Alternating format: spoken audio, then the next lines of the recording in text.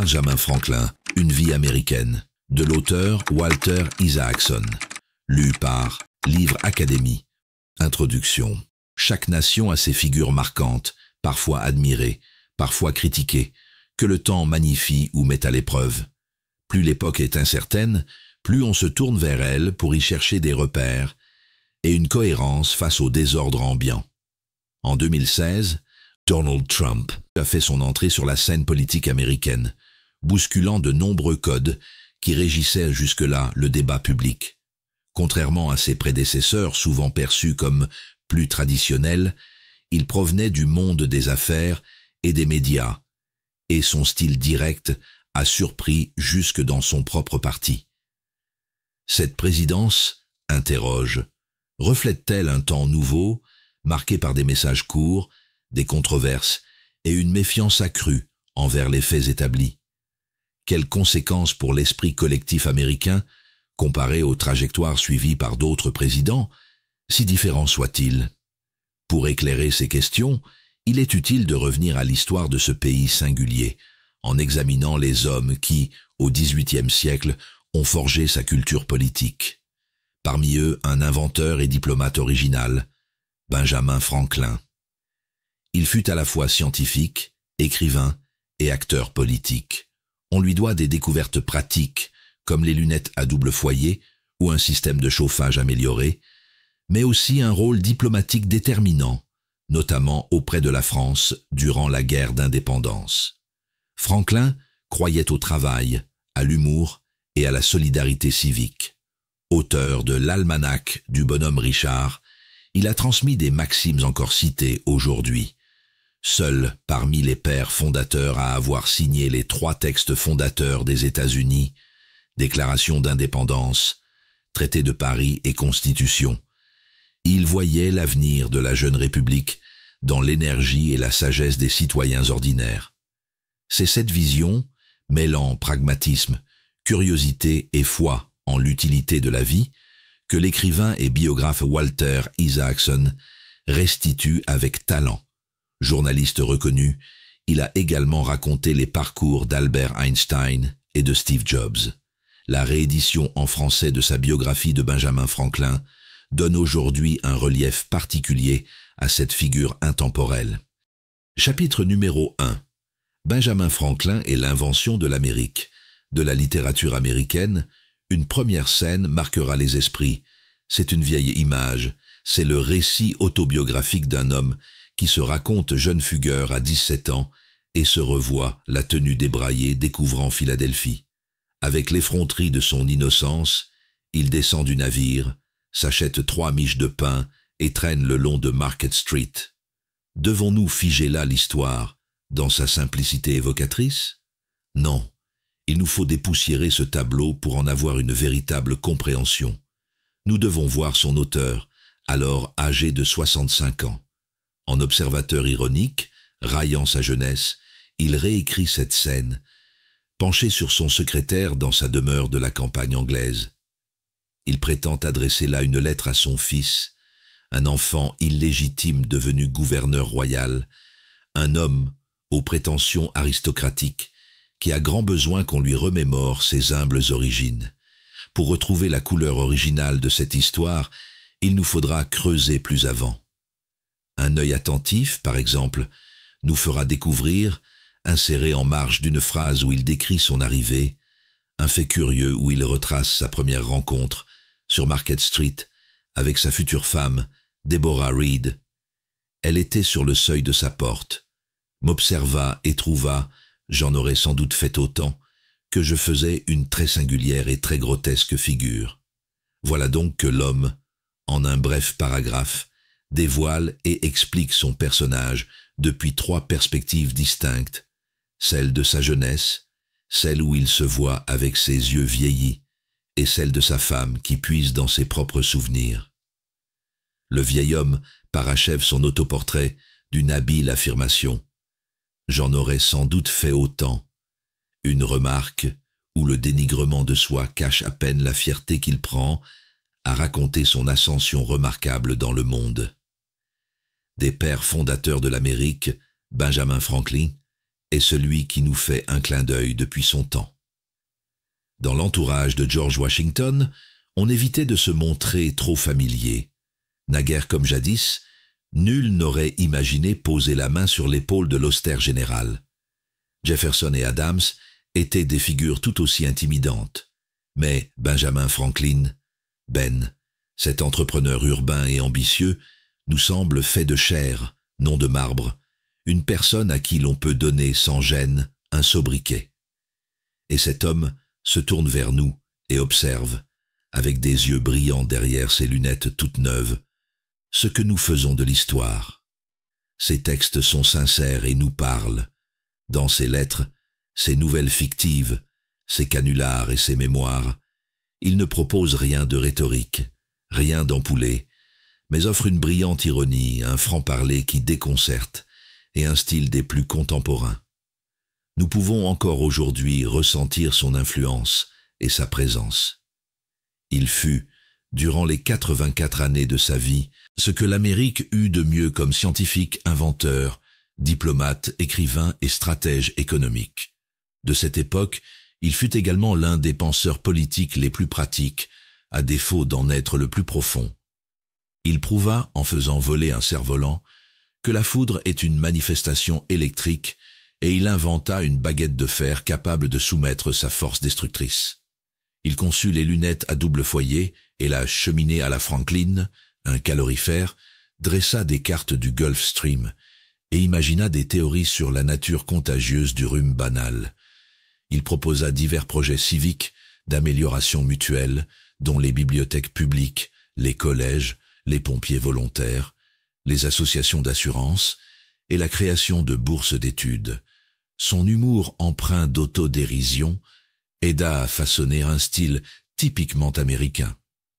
Pour la diplomatie, il créa une approche où l'idéalisme s'entremêlait avec le réalisme dans les jeux de pouvoir. En politique interne, il proposa des plans majeurs pour unir les colonies et instaurer un modèle fédéral de gouvernement. Toutefois, la plus intéressante création de Franklin, celle qu'il n'eut de cesse de réinventer, fut certainement sa propre personne. Premier grand publiciste d'Amérique, il s'évertua, dans sa vie et dans ses écrits, à créer un nouvel archétype du citoyen américain. Avec art, il imagina et façonna un personnage, une figure, qu'il fit connaître de ses contemporains et dont le visage sera un legs pour la postérité. Son personnage, tout d'abord, il le créa par l'image, par l'apparence. Dès ses débuts dans l'imprimerie, Franklin voulut se donner une réputation de grand travailleur. Il brouettait donc lui-même ses rouleaux de papier dans les rues de Philadelphie afin qu'on le sache. En France, devenu vieux diplomate, il se présentait coiffé d'un chapeau de fourrure pour s'assurer qu'on le croie nanti de la sagesse des vieux pionniers. Entre ces deux époques, il se présentera comme l'entrepreneur simple mais prospère, celui qui cherche la vertu, le zèle, la frugalité et l'honnêteté, le bon commerçant, celui qui aide sa communauté. Il ne faut cependant pas croire que l'image était étrangère à la réalité. Né et élevé dans la classe ouvrière des maroquiniers, Franklin fut, du moins durant la majeure partie de son existence, plus à son aise dans la compagnie des artisans et des penseurs. L'élite établie lui déplaisait, il éprouvait même de l'aversion pour l'aristocratie héréditaire, pour ses pompes et ses prérogatives. Toute sa vie durant, d'ailleurs, il parlera ainsi de lui, B. Franklin, imprimeur. Ces attitudes permettent de deviner l'une des grandes aspirations de l'homme. Franklin rêve d'une identité nationale américaine fondée sur les vertus et les valeurs de la classe moyenne. Instinctivement, plus à l'aise avec la démocratie que ne le furent ses collègues fondateurs et dénué du snobisme que ses futurs détracteurs réserveront à ses valeurs capitalistes, Franklin avait foi en la sagesse de l'homme du peuple et croyait qu'une nation nouvelle devait puiser sa force dans ce vaste creuset qu'il appelait l'homme moyen. Par ses conseils progressistes, visant à cultiver les valeurs individualistes et ses projets humanistes pour l'amélioration du bien commun, il aida à créer et à célébrer une nouvelle classe dirigeante faite de citoyens ordinaires.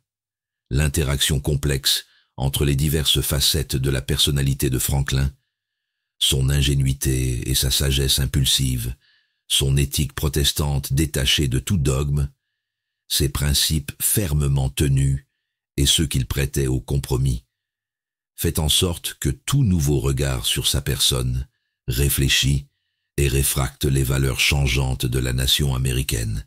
Il fut diffamé par les romantiques, adulé par les entrepreneurs. Chaque ère a vu naître une nouvelle appréciation de l'homme et conséquemment, chacune d'elles se révèle avec ses propres questionnements quant à sa valeur. Franklin éveille des résonances particulières dans l'esprit et dans le cours de l'Amérique du XXe siècle.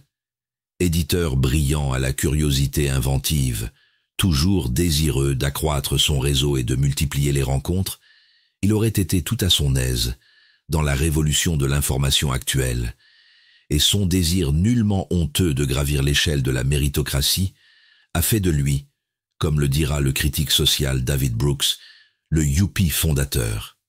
Nous pouvons aisément nous imaginer discutant avec Franklin devant une bière après le travail, lui expliquant comment utiliser le dernier gadget numérique, partageant un nouveau plan d'affaires et rigolant des plus récents scandales politiques.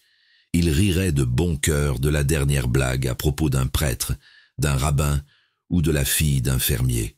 Nous l'admirerions autant pour son sérieux que pour sa légère ironie.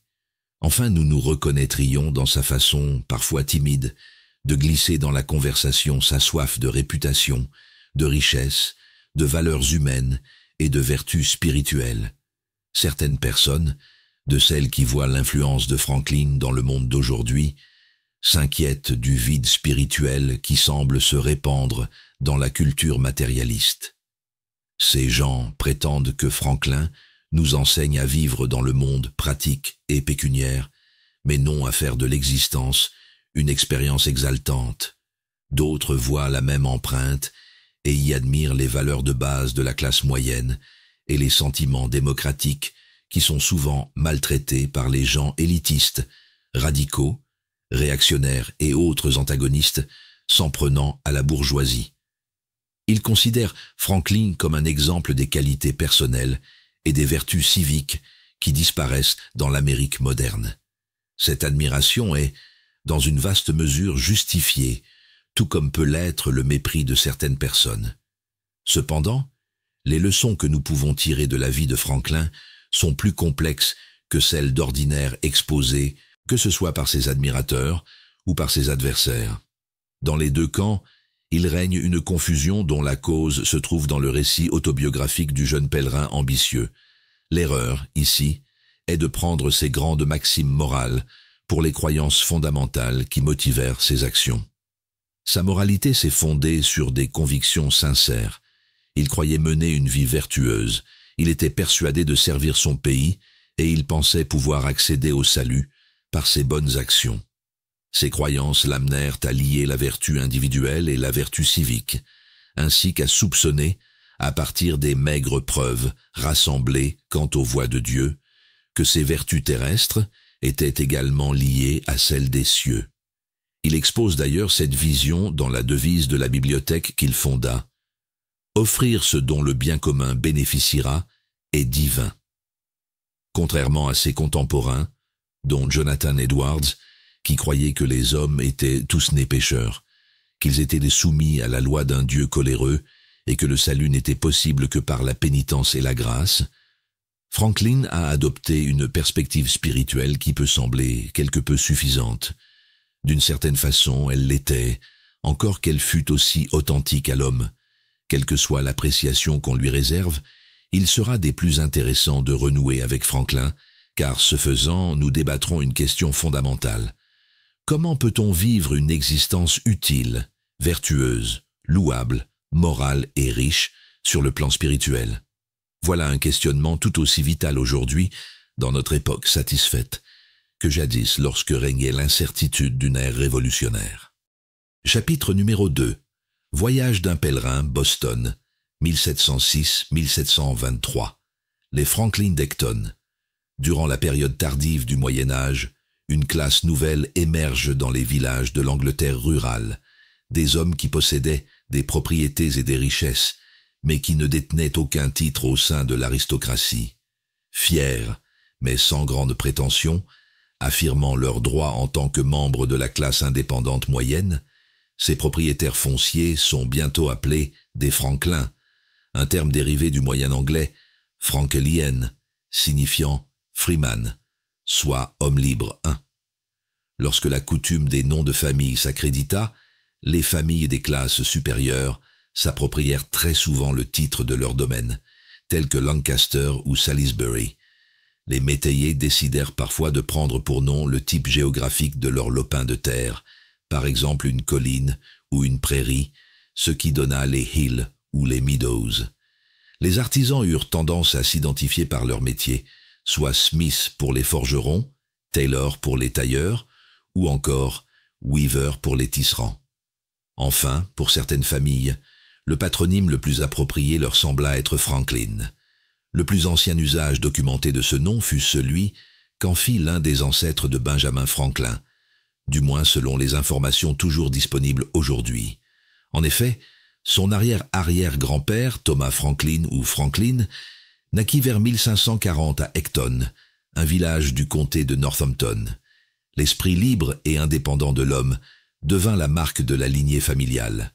Notre obscure famille embrassa de bonne heure la Réformation, écrira plus tard Franklin, et fut souvent en danger d'être persécuté en raison de son zèle contre le papisme. Lorsque la reine Mary Eyre s'engagea dans sa sanglante croisade pour rétablir l'Église catholique, Thomas Franklin conserva sa Bible en anglais. Il la dissimula en l'attachant sous une chaise. Ce stratagème permettait de renverser la chaise sur une cuisse, de lire tout haut des passages de la Bible et, advenant le passage d'un appariteur, de cacher rapidement le document interdit. Le grand désir d'indépendance et le pragmatisme de Thomas Franklin, ainsi que sa fine ingéniosité, semblent s'être transmis de génération en génération.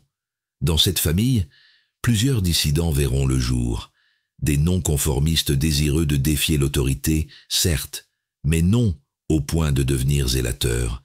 Ils furent des artisans habiles et des forgerons inventifs, des êtres habités par l'amour de la connaissance.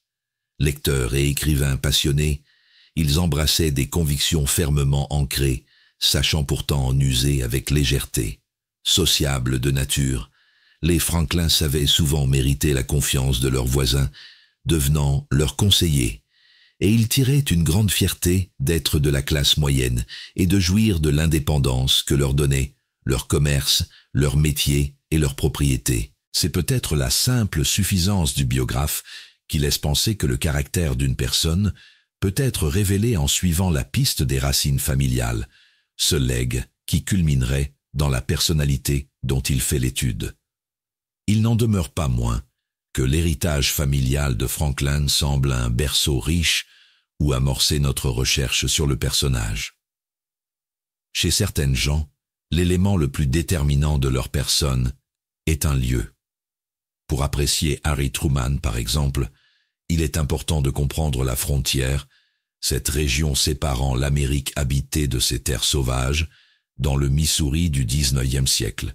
De même, il faut fouiller la campagne vallonnée du Texas pour apprécier Lyndon Johnson. Toutefois, il faudra admettre que Benjamin Franklin ne peut être aussi facilement expliqué par une région. Son héritage fut celui de gens sans lieu, les plus jeunes fils des artisans de la classe moyenne, dont la plupart firent carrière dans des villes étrangères à celles de leur père. Franklin sera donc mieux compris en tant que produit d'un lignage plutôt que de son environnement. Qui plus est, Franklin lui-même se comprenait ainsi. Je me suis amusé à recueillir quelques petites anecdotes concernant ma famille, peut-on lire en guise de phrase introductive à son autobiographie. C'est un exercice plaisant auquel il se prêta durant un voyage à Ecton, au midi de son existence. Il s'entretint alors avec des parents éloignés, feuilleta les registres de la paroisse et nota les inscriptions sur les pierres tombales de la famille. L'esprit de dissension qui avait nourri sa famille, découvrit-il, ne faisait pas que faire circuler des idées différentes sur les questions religieuses. Le père de Thomas Franklin avait été un avocat qui, selon les dires, s'était dévoué pour l'homme du peuple. Il prit en effet le parti de ce dernier lorsqu'une controverse éclata au sujet de la pratique dite de enclosure, un procédé par lequel l'aristocratie fermait ses domaines aux fermiers pauvres pour l'empêcher d'y faire paître ses troupeaux. De plus, le fils de Thomas, Henry, passa une année en prison pour avoir écrit un poème qui, tel qu'un de ses descendants le dira, froissa un certain homme d'importance. Cette inclination pour défier l'élite et pour les poèmes acerbes envers le médiocre allait survivre encore quelques générations. Le fils d'Henri, Thomas II, démontra des traits qui apparaîtraient plus tard évidents chez son célèbre petit-fils. Homme à l'âme sociable, il adorait lire, écrire et réfléchir. Jeune adulte, il bâtit de briques et de broc une horloge qui fonctionnera jusqu'à sa mort. À l'instar de son père et du père de celui-ci, il devint forgeron, mais, dans les petits villages anglais, ce métier demandait de remplir une foule de tâches variées. Selon un neveu, il touchait aussi, pour la distraction, au métier de tourneur sur bois, d'armurier, d'écrivain, et possédait l'une des plus belles plumes de la région. Il était féru d'histoire et possédait des connaissances en astronomie et en chimie. Son fils aîné reprit la forge, dirigea une école et fut un avocat prospère. Pour la présente histoire, cependant, nous nous concentrerons sur les plus jeunes fils. Benjamin Franklin fut le plus jeune enfant de la 5e génération des plus jeunes fils Franklin. Être de la dernière portée, à l'époque, vous laissait souvent le seul maître de votre réussite ou de votre malheur. Pour les Franklin, cela impliquait que l'on dût quitter les villages, notamment celui d'Ecton, des communautés trop petites pour soutenir plus d'un ou deux artisans de chaque métier. Les jeunes devaient donc se diriger vers des villes plus importantes, où ils pourraient se faire apprentis. Il n'était pas inhabituel, spécialement au sein de la famille Franklin, que les jeunes frères deviennent les apprentis de leurs aînés.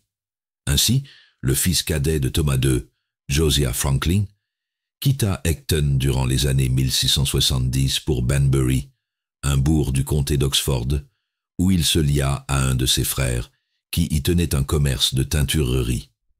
Après les jours difficiles du protectorat de Cromwell, la restauration sous le roi Charles II mena à un bref épanouissement de l'industrie textile. Durant son séjour à Banbury, Josiah vécut le tumulte de la 2e grande convulsion religieuse à frapper l'Angleterre. Le premier bouleversement était venu d'une décision de la reine Élisabeth. L'Église d'Angleterre serait désormais protestante. La reine et la royauté subséquente seront pressés plus tard par leurs partisans de mener une action plus poussée, c'est-à-dire la purification du culte anglais de toute trace catholique. Les puritains, ces calvinistes dissidents, qui se firent les champions de la purge des vestiges papistes, avaient une voix particulièrement forte dans les comtés de Northampton et d'Oxford. Ils prônaient l'autonomie de chaque paroisse protestante, le congrégationalisme. Ils plaçaient le sermon et l'étude de la Bible au-dessus de la liturgie et du rituel, et méprisaient le décorum de l'Église anglicane, y voyant une souillure tenace laissée par l'Église de Rome. Malgré leurs idées puritaines sur la moralité, leur secte se valut l'intérêt de certains intellectuels de la classe moyenne, car on y valorisait les discussions, les associations, les sermons et une compréhension individuelle de la Bible. Au moment où Josiah s'installa à Banbury, les croyances s'y entredéchiraient et la ville était l'hôte d'une lutte enclenchée par le puritanisme. Lors d'un affrontement de nature plus physique, un groupe de puritains renversa la célèbre croix de Banbury. La famille Franklin était elle aussi divisée, bien que cette division fût moins profonde. John et Thomas III demeurèrent fidèles à l'église anglicane. Leurs jeunes frères, Josiah et Benjamin, parfois nommé Benjamin l'aîné, pour le distinguer de son illustre neveu, se firent dissidents. Bien qu'opposé au conformisme, Josiah ne sombrera jamais dans le fanatisme pour ces questions théologiques. On ne retrouve d'ailleurs aucune preuve qu'il y eut des querelles de famille sur le sujet. Voyage en terre sauvage. Franklin déclarera que ce fut un désir de jouir de la liberté de religion qui mena son père, Josiah, à émigrer en Amérique. D'une certaine manière, cela est vrai. La fin de l'édit puritain de Cromwell et la restauration de la monarchie, en 1660, avaient amené son lot de restrictions quant à la pratique de la foi puritaine, et plusieurs pasteurs, jugés non conformistes, avaient été destitués. Cependant, le frère de Josiah, Benjamin l'aîné, fut probablement plus perspicace en attribuant ce voyage outre-Atlantique à des facteurs plus économiques que religieux. Josiah n'était pas zélé quant à sa foi. Il demeurait très proche de son père et de son frère plus âgé, John, lesquels étaient restés de fidèles anglicans. À l'évidence, ce fut le goût de l'indépendance, conjugué à une vigueur intellectuelle et à des détails d'ordre pratique, plutôt qu'à un besoin de liberté doctrinale et confessionnelle, qui mena deux des Franklin, Benjamin l'aîné et Josiah, devenus puritains, à suivre cette voie, écrit Arthur Tourtelot, auteur d'un ouvrage aux propos fort accessibles, traitant des 17 premières années de la vie de Franklin. Le souci premier de Josiah était d'assurer la subsistance de sa famille. À 19 ans, il se maria à une habitante d'Ecton, avec qui il s'était lié d'amitié étant jeune, Anne Child. Il l'amena à Banbury, où ils eurent successivement 3 enfants. Au terme de sa formation d'apprenti, il travailla dans l'atelier de son frère. Il devint vite évident que ce commerce ne pourrait suffire aux 2 familles Franklin, où les naissances se succédaient et, selon la loi, Josiah ne pouvait exercer un nouveau métier sans un apprentissage préalable. Benjamin l'aîné expliquera ainsi le départ du frère. Alors que les événements s'enchaînaient contre ses souhaits, avec le départ de ses camarades et de son père, Josiah partit pour la Nouvelle-Angleterre en l'an 1683. L'histoire de l'émigration de la famille Franklin, à l'image de l'histoire de Benjamin Franklin, nous permet de pressentir l'identité américaine en bouillonnement. Parmi les puissants mythes romantiques de l'Amérique se trouve, ainsi que les manuels scolaires le soulignent, la liberté comme motivation première des colonisateurs et, plus particulièrement, la liberté de religion. Comme bien des idées romantiques américaines, ce mythe renferme une bonne part de vérité. En effet, pour beaucoup de gens de la vague de migrants puritains qui s'installèrent dans le Massachusetts, ainsi que dans les arrivées massives subséquentes qui créèrent l'Amérique, le voyage sera essentiellement un pèlerinage religieux, un périple qui permettait de fuir la persécution et de trouver la liberté. N'empêche que, comme la plupart des mythes, celui-ci maquille des réalités très révélatrices. Ainsi, pour nombre des migrants puritains, tout comme pour ceux des autres vagues, le voyage était principalement motivé par une quête économique.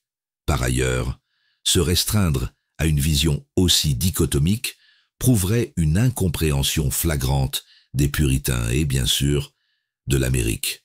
Pour la majorité puritaine, que nous parlions du richissime John Winthrop ou de l'humble Josiah Franklin, l'aventure en terre sauvage s'explique par des considérations qui touchent autant la foi que le domaine pécuniaire. La colonie de la Massachusetts Bay, après tout, fut établie par des investisseurs, tels Winthrop, qui la voulaient, en l'instaurant par un acte, une entreprise commerciale, ainsi qu'une divine ville sur la colline. Les puritains de l'époque ne se livraient pas à des jeux de distinction ou d'exclusion entre le spirituel et le laïque. Notons ici que ces colons apportèrent avec eux, parmi les notions qu'ils léguèrent à l'Amérique, une éthique protestante qui liait la liberté religieuse et la liberté économique, qui élevait au rang de vertu l'esprit d'entreprise et qui ne considérait pas le succès financier comme un obstacle au salut spirituel. Les puritains ressentaient donc du mépris pour la vieille croyance monastique de l'Église romaine qui voulait que l'on se détache des besoins terrestres et financiers pour s'approcher de Dieu. Ils proclamaient que la prospérité était un impératif tout aussi céleste que terrestre. Ce que l'historien Perry Miller nomme le paradoxe du matérialisme et de l'immatérialité des puritains n'avait rien de contradictoire pour les adeptes du puritanisme. Accroître leur fortune était même pour eux un moyen de glorifier Dieu.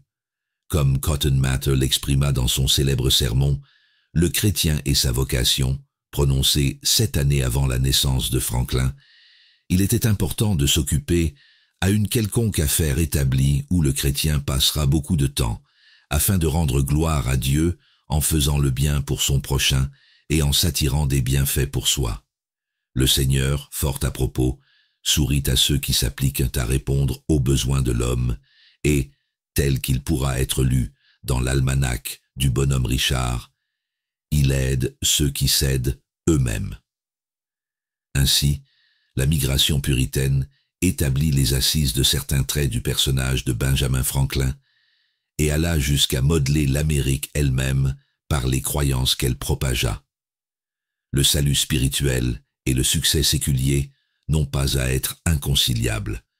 L'assiduité au travail et l'esprit d'initiative sont la main droite de la dévotion, et le libre arbitre et la libre entreprise sont intimement apparentés. Un homme de jugement. Josiah Franklin avait 25 ans lorsque, en août 1683, il s'embarqua pour l'Amérique avec sa femme, ses 2 garçons et sa fille, un poupon d'à peine quelques mois. Le voyage, à bord d'une frégate où s'entassaient une centaine de passagers, dura plus de 9 semaines. Il en coûta 15 livres à la famille, soit une somme équivalente à 6 mois de salaire pour un ouvrier tel que Josiah. C'était néanmoins là un investissement raisonnable. Les appointements sur le nouveau continent dépassaient du double, voire même du triple, ceux accordés en Angleterre, et de plus, le coût de la vie y était moindre. La demande pour les tissus et les soies aux teintures éclatantes n'était pas grande dans les villes du front pionnier, surtout celles comme Boston, dont la population était principalement composée de puritains. C'est un fait tout ce qu'il y a de compréhensible lorsqu'on sait que les colons commettaient une faute punissable si l'on jugeait leurs vêtements trop élaborés. Par ailleurs, contrairement à ce qu'imposait la loi d'Angleterre, il n'était pas ici exigé qu'une personne suive un cheminement d'apprenti avant d'exercer un métier. Josiah se choisira donc une nouvelle profession, certes beaucoup moins prestigieuse, mais bien plus près des préoccupations utilitaires. Il se fit producteur et marchand de savon et de chandelles. En d'autres mots, marchand de graisse animale transformée. C'était un choix astucieux. Les articles tels, les chandelles et le savon, devenaient peu à peu des produits de base, et non plus seulement de luxe. L'odieuse tâche de transformer des cendres pour obtenir la lessive de soude et de faire bouillir celle-ci avec du suif pendant des heures était un travail dont bien des gens, même les plus vaillantes ménagères du front pionnier, étaient prêts à payer pour être dispensés. Les animaux d'élevage, naguère une rareté, étaient maintenant abattus fréquemment, ce qui permettait un approvisionnement constant en suif. Malgré cela, le métier n'avait pas suscité d'engouement. Un registre des professions pratiquées à Boston, établi juste avant l'arrivée de Josiah, dénombre 12 cordonniers, 11 tailleurs, 3 brasseurs, mais seulement un marchand de suif. Josiah loua et établit son commerce et sa résidence dans une maison en bardeau de 2 étages, qui ne faisait que 9 mètres sur 6 mètres, située directement au coin de Milk Street et de High Street, aujourd'hui Washington Street. Le rez-de-chaussée ne comptait qu'une seule pièce, derrière laquelle une minuscule cuisine fut construite en rajout. Dans un style de construction répandu à Boston, la maison disposait d'une fenestration réduite, ceci afin de mieux conserver la chaleur. Elle était peinte de couleurs vives pour la rendre plus gaie 10. Leur demeure faisait face à la South Church, la plus récente et la plus libérale, pour l'époque, des 3 congrégations puritaines de Boston. Josiah y fut admis, ou plutôt, on lui permit de s'y engager 2 ans après son arrivée. L'appartenance à une église pour les puritains servait à minimiser les inégalités sociales. Bien qu'il fût un simple commerçant, Josiah réussit, grâce à son appartenance à la South Church, à se prévaloir de l'amitié de personnages éminents de la colonie, tels que Simon Bradstreet, le gouverneur d'un seul mandat, et le juge Samuel Sewall, diplômé de Harvard et chroniqueur appliqué de son temps. Figure paternelle inspirant la confiance, Josiah s'éleva dans la hiérarchie de la communauté puritaine. En 1697, il fut convié à devenir un percepteur de la dîme, une police morale responsable du protocole. Il allait donc s'assurer de l'assiduité et de l'attention des fidèles aux services dominicaux, et garder l'œil sur les rôdeurs nocturnes, les picoleurs, les briseurs de repos dominical, ou tout ce qui tend à la débauche, l'irréligion, au profane et à l'athéisme. 6 années plus tard, on le fit constable, l'une des 11 personnes chargées de surveiller les hommes de la dîme. Bien que ces postes n'offrissent aucune rémunération, Josiah s'exerça à l'art, que son fils perfectionnerait ensuite, de marier les vertus publiques et le profit privé. En effet, il vendait des chandelles aux veilleurs de nuit qu'il avait charge de surveiller 11. Dans son autobiographie, Benjamin Franklin offre une description lapidaire de son père. Il avait une constitution excellente. Il était d'une taille moyenne, mais bien fait et très fort. Il plaçait beaucoup d'efforts dans tout ce qu'il entreprenait. Il dessinait avec talent et connaissait la musique. Sa voix était sonore et plaisante lorsqu'il chantait un psaume en s'accompagnant avec son violon, ce qu'il faisait souvent le soir après le travail. Il était vraiment agréable de l'écouter. Il était aussi versé dans la mécanique et savait se servir des outils de différents métiers. Son plus grand mérite, cependant, était d'avoir un entendement sain, un jugement solide et une grande prudence, tant dans sa vie privée que dans ce qui touchait aux affaires publiques.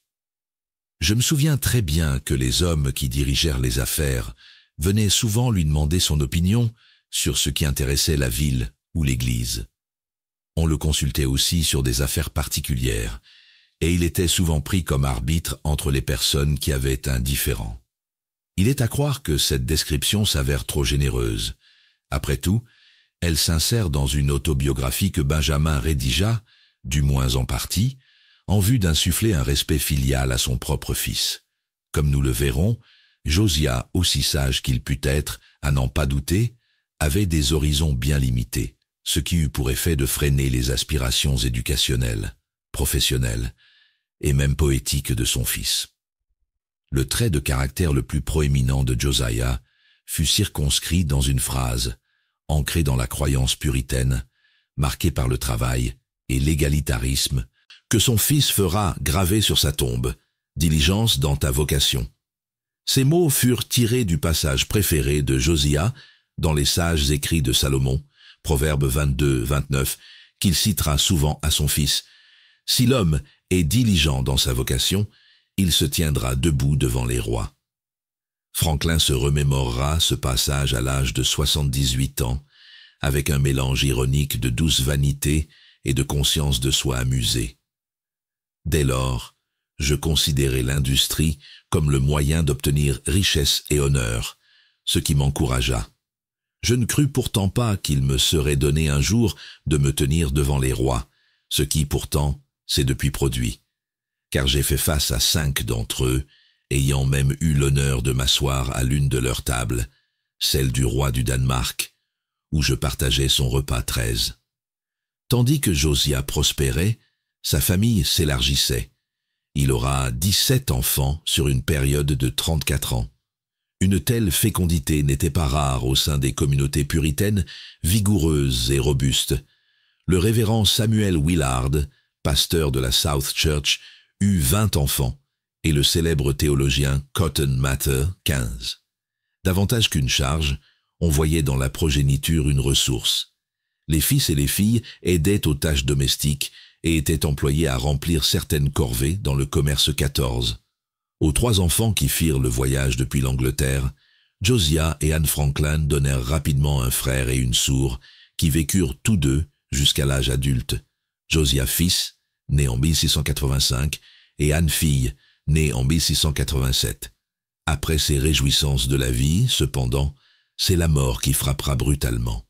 Durant les 18 mois qui suivirent, Josiah père dut répéter à 3 reprises une procession qui le mena passer Milk Street au cimetière de South Church. d'abord en 1688, pour y porter un fils mort 5 jours après la naissance, puis en 1689, pour sa femme, Anne, qui rendit l'âme 1 semaine après avoir donné la vie à un autre fils. Enfin, pour ce même fils, qui rendit l'âme 7 jours plus tard. Durant cette période, un nouveau-né sur 4 à Boston mourait durant la première semaine de sa vie. Il n'était pas inhabituel, pour les hommes de la Nouvelle-Angleterre coloniale, de survivre à 2 ou 3 épouses. Par exemple, des 80 premières femmes à s'installer dans le Massachusetts en 1628, 40 périrent dans l'année. De plus, on ne disait pas d'un homme endeuillé qu'il était insensible s'il se remariait aussitôt. En fait, on considérait souvent qu'un nouveau mariage rapide, comme celui que Josiah obtiendra, était une nécessité économique. À 31 ans, il avait la charge d'élever 5 enfants, de garder un commerce et de s'assurer des produits de son métier. Il avait besoin d'une femme robuste, et ce besoin était pressant, une femme vertueuse. À l'instar de la famille Franklin, celle des Folger, Foulgier à l'origine, possédait la fibre rebelle tout comme l'intérêt pour le pratique.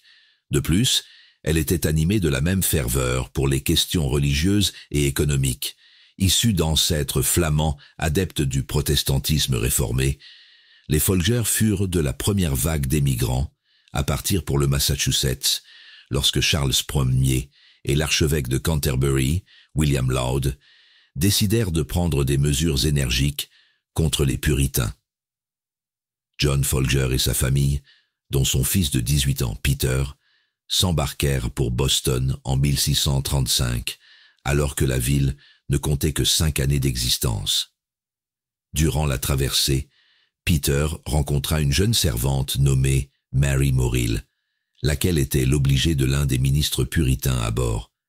Après leur arrivée sur le continent, Peter fut en mesure d'acheter sa liberté pour 20 livres et la prit pour femme. Forts de leur nouvelle liberté religieuse et personnelle, les Folger s'évertuèrent à améliorer leur situation économique. Depuis Boston, ils remontèrent la rivière vers le village de Dedham et poursuivirent leur route en direction de Watertown pour finalement atteindre l'île de Nantucket où Peter devint enseignant. Sur l'île, la population était surtout autochtone. Il apprit donc le langage des Amérindiens, leur enseigna l'anglais et tenta, avec grand succès, de les convertir au christianisme. Indocile de nature, il entreprit lui-même une conversion et devint baptiste. Il amena alors les nouveaux fidèles autochtones à le suivre, à se prêter à un nouveau rituel du baptême. Habité de cette résistance à l'autorité si fréquente chez les Folger et les Franklin, Peter avait l'âme d'un rebelle, que son destin vouait à transformer l'Amérique coloniale. Alors qu'il était greffier du tribunal de l'île de Nantucket, on l'emprisonna en une occasion pour avoir désobéi au magistrat. Il aurait pris parti dans un démêlé qui opposait les actionnaires fortunés de l'île et la classe moyenne des commerçants et des artisans 15. Il rédigera également un pamphlet frisant la sédition, en vers, dans lequel il sympathisait avec les Amérindiens durant ce que l'on nommera la guerre du roi Philippe en 1676. Cette guerre, déclarait-il, était le résultat de la colère de Dieu envers l'intolérance des ministres puritains de Boston. Sa passion allait révéler ses talents poétiques, que ses ministres et ses magistrats voient ce qu'ils font là, qu'ils abrogent ces lois viles et brisent en deux ces liens serviles. Subséquemment, son petit-fils, Benjamin Franklin, se prononcera sur ce poème et dira qu'il fut écrit avec une liberté virile et une agréable simplicité saise. Peter et Mary Folger auront 10 enfants, dont la plus jeune, Abia, naîtra en 1667. À 21 ans, toujours sans mari, elle partit vivre à Boston avec sa sœur aînée et son époux, lesquels priaient à la South Church. Bien qu'élevée dans la foi baptiste, Abia rejoindra leur congrégation peu de temps après son arrivée. En juillet 1689, lorsque le fabricant de chandelles Josiah Franklin portera en terre sa femme, Abia était des fidèles de la paroisse. Moins de 5 mois plus tard, le 25 novembre 1689, Ils se marièrent.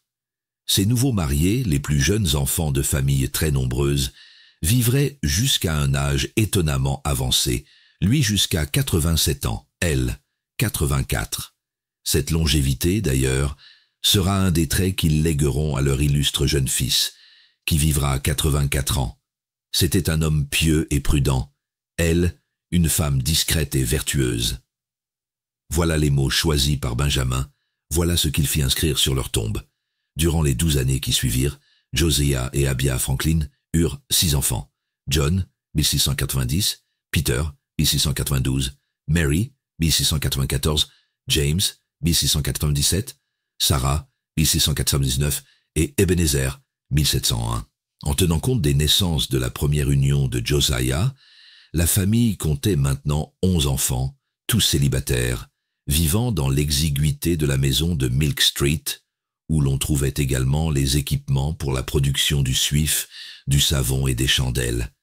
Dans les circonstances, il peut sembler impossible de garder un œil vigilant sur une si large progéniture, et l'histoire des Franklin en donne la tragique preuve. Alors qu'il n'était qu'un bébé, à peine âgé de 16 mois, Ebenezer se noya dans le bain des eaux savonneuses de son père. Plus tard, cette année-là, en 1703, les Franklin virent un autre de leurs fils être arraché précipitamment à la vie. Ainsi, bien que le prochain fils à naître, Benjamin, passerait son enfance avec 10 de ses frères et sœurs, il serait de 7 années leur cadet. Benjamin allait devoir s'occuper de 2 nouvelles venues, Lydia et Jane, qui naîtront respectivement en 1708 et en 1712. Un fiston plein de cran. Benjamin Franklin naquit et fut baptisé le même jour, un dimanche, le 17 janvier 1706. Fondée depuis 76 ans, la ville de Boston n'était plus le hameau puritain de ses débuts, mais bien un centre de commerce florissant qui avait attiré bien des pasteurs, des marchands, des marins et des prostituées. On y comptait plus d'1 millier d'habitations, 1000 navires en son port et 7000 habitants, un nombre qui doublait toutes les 2 décennies. Tandis qu'il grandissait sur les berges de la Charles River, Franklin était, se rappelle-t-il, souvent celui qui conduisait la troupe. Ses amis et lui se réunissaient souvent à l'embouchure de la rivière, au bord d'un marais salant qui, à force d'être piétiné, s'était transformé en véritable bourbier. Suivant la proposition de Franklin, les amis construiraient une chaussée en utilisant des pierres qui devaient servir sur un chantier adjacent à la construction d'une maison. Le soir, lorsque les travailleurs mirent fin à leurs travaux, je rassemblai mes camarades et nous travaillâmes avec la diligence d'un essaim de fourmis, en nous mettant parfois à 2 ou 3 pour transporter une seule pierre, jusqu'à ce que nous en eussions suffisamment pour construire notre petit quai. Le matin suivant, ils furent découverts et punis. Franklin raconte cette histoire dans son autobiographie pour illustrer, dit-il, cette maxime paternelle. Rien ne peut être regardé comme utile si ce n'est strictement honnête.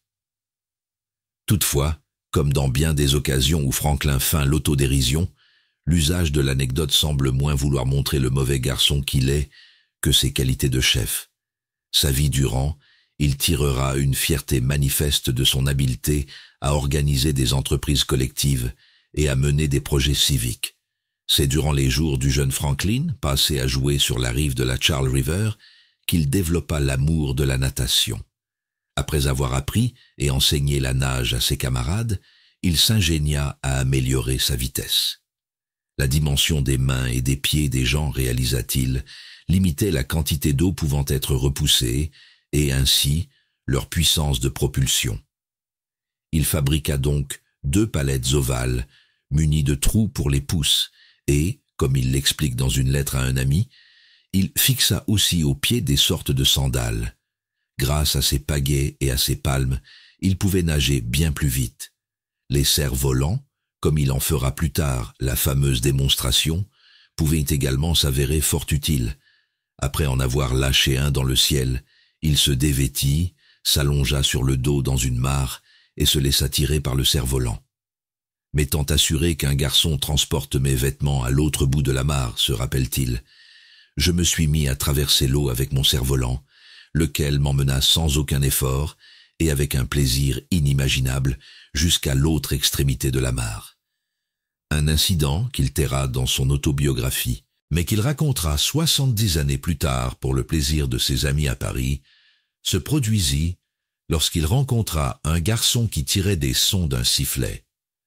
Enchanté par le bruit vif de l'instrument, il offrit tout ce qu'il avait d'argent en poche pour l'acquérir. Il rentra chez lui joyeux possesseur. Ses frères et ses sœurs le ridiculisèrent, affirmant que cet engin étourdissant était loin de valoir la somme déboursée. Je me récriai, tout contrarié, se rappelle Franklin, et le regret que je ressentis dissipa tout mon plaisir. La frugalité devint pour lui non seulement une vertu, mais une joie. Le travail et la frugalité, écrit-il en décrivant le thème de l'almanach du bonhomme Richard, sont les moyens de faire fortune et, de ce fait, de protéger la vertu. Lorsque Benjamin avait 6 ans, sa famille s'était installée dans une minuscule maison de 2 pièces sur Milk Street, où 14 enfants allaient vivre. Les Franklin emménageront ensuite dans une plus vaste demeure, au cœur de la ville, située à l'angle des rues Hanover et Union. À l'âge de 45 ans, en 1712, sa mère donna naissance au dernier de ses enfants, Jane, qui deviendra de tous les frères et sourds la préférée de Benjamin. Il entretiendra d'ailleurs toute sa vie une correspondance avec elle. La nouvelle demeure de Josiah Franklin, qui devenait plus confortable au fil des départs des enfants qui y vivaient, lui permettait de recevoir à dîner d'intéressants hôtes. À cette table, relate Benjamin, il aimait, aussi souvent qu'il le put, inviter des amis et des voisins, et s'assurait toujours d'aborder quelques sujets utiles ou inspirants qui pourraient édifier l'esprit de ses enfants. Au cours de ces soirées, les discussions étaient si prenantes, prétend Franklin dans son autobiographie, qu'il ne remarquait pas, ou si peu, ce que l'on servait à dîner.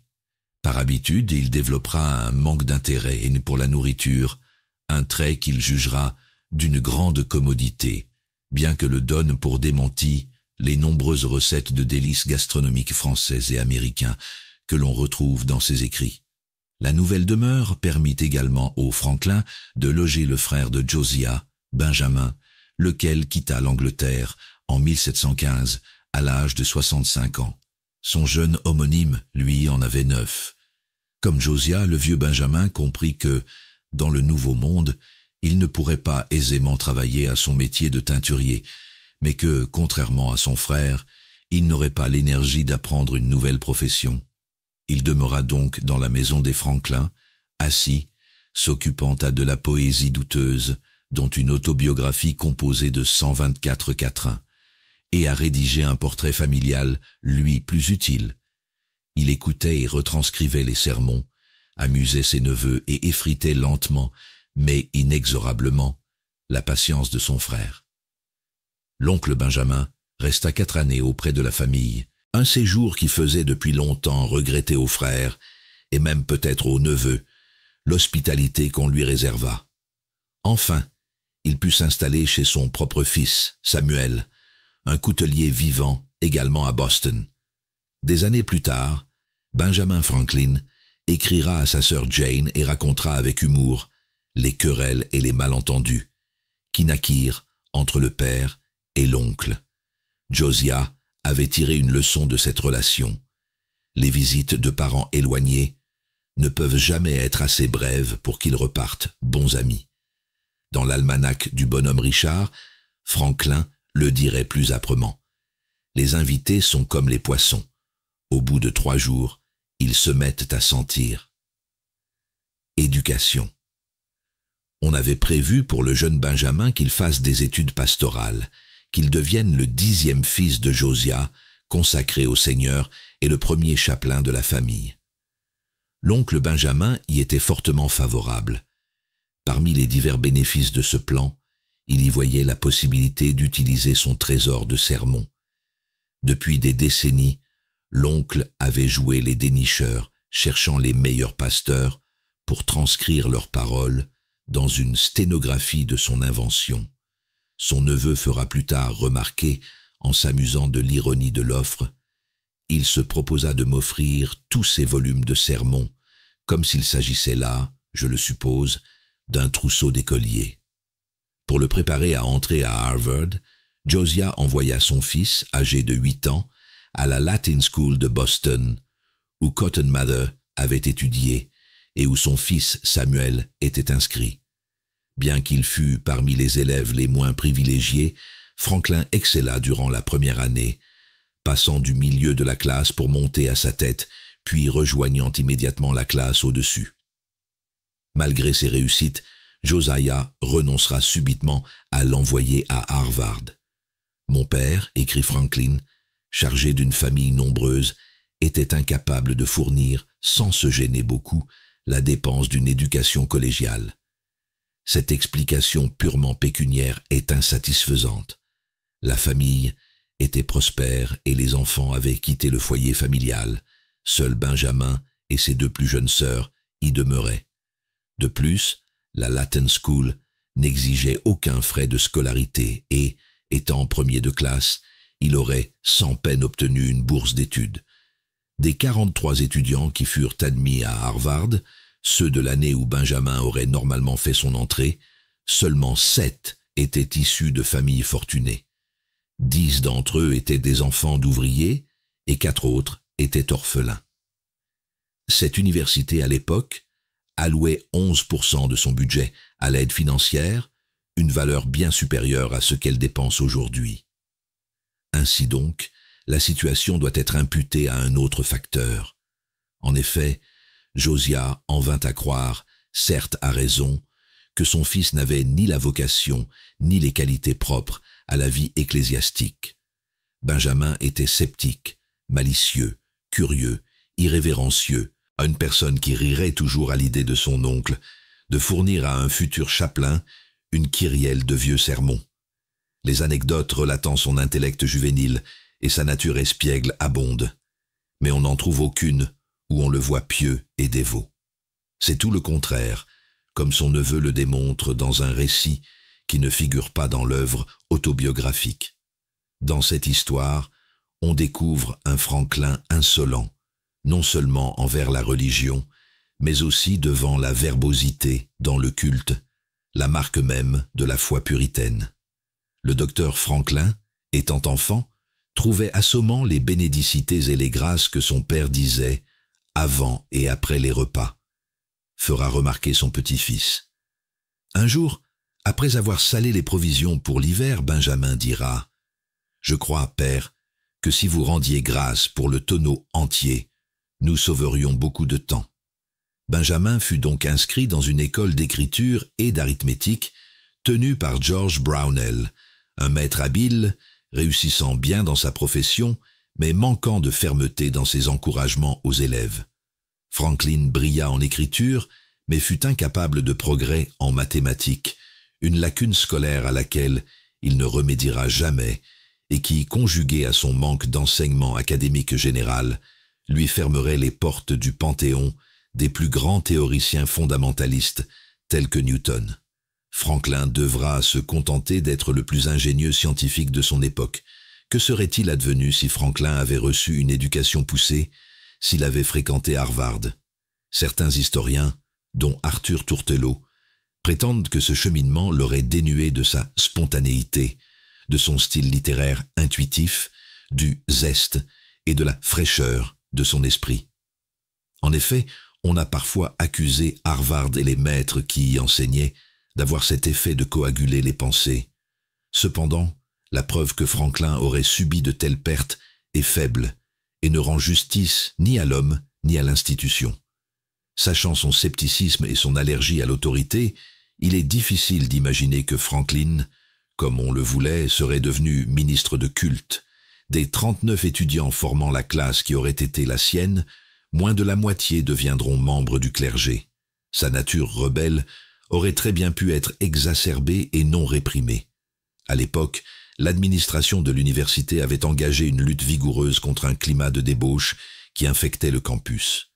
L'apprenti, À 10 ans, sa scolarité ayant été limitée à 2 années, Franklin alla travailler à l'atelier de son père, remplaçant son frère aîné, John, dont le contrat d'apprenti, lequel était terminé, lui permit d'établir son propre commerce dans le Rhode Island. Franklin n'aimait guère ce travail. Il se dégageait des chaudrons de gras bouillonnant une odeur infecte, et il trouvait bêtifiante les tâches de couper des mèches et de remplir les moules, et ne cachait d'aucune manière le dégoût que le métier lui inspirait. Fait plus inquiétant, il exprimait sa grande envie de devenir marin, même si son frère, Josiah fils, venait de mourir, emporté par un orage en mer. Pour le détourner de ce penchant pour la marine, pour empêcher qu'il ne s'échappe et prenne les flots, Josiah l'amena souvent voir les artisans de Boston. Il espérait deviner chez moi, dit Franklin, une certaine propension pour un métier qui me garderait sur la terre ferme. Ses visites dans les ateliers marqueront Franklin et lui insuffleront un respect infini pour le travail des artisans et des ouvriers. De plus, par observation, il apprit à manier les instruments de diverses professions, ce qui lui sera fort utile pour ses inventions. Josiah se décida à faire apprendre à son fils le métier de coutelier. Il le mit donc à l'essai chez Samuel, le fils de l'oncle Benjamin. La somme exigée par Samuel pour l'apprentissage déplut à Josiah. Il trouva même ce paiement honteux en pensant aux contrariétés qu'il avait vécues en hébergeant le père. Le jeune Benjamin, davantage par défaut qu'à dessein, devint, en 1718, l'apprenti de James, son frère de 21 ans, qui venait tout juste de revenir d'Angleterre, où il avait reçu la formation d'imprimeur. D'abord, Benjamin Rejimba a signé le contrat d'apprentissage. Il se considérait déjà trop mature pour l'état d'apprenti et trouvait excessive la demande de son frère, qui exigeait un terme de 9 années, alors que, d'ordinaire, ce type d'engagement ne dépassait pas les 7 ans. Benjamin se laissera enfin persuader et signera le contrat. Sa destinée, toutefois, le mènera à briser son engagement avant terme, bien avant son 21e anniversaire.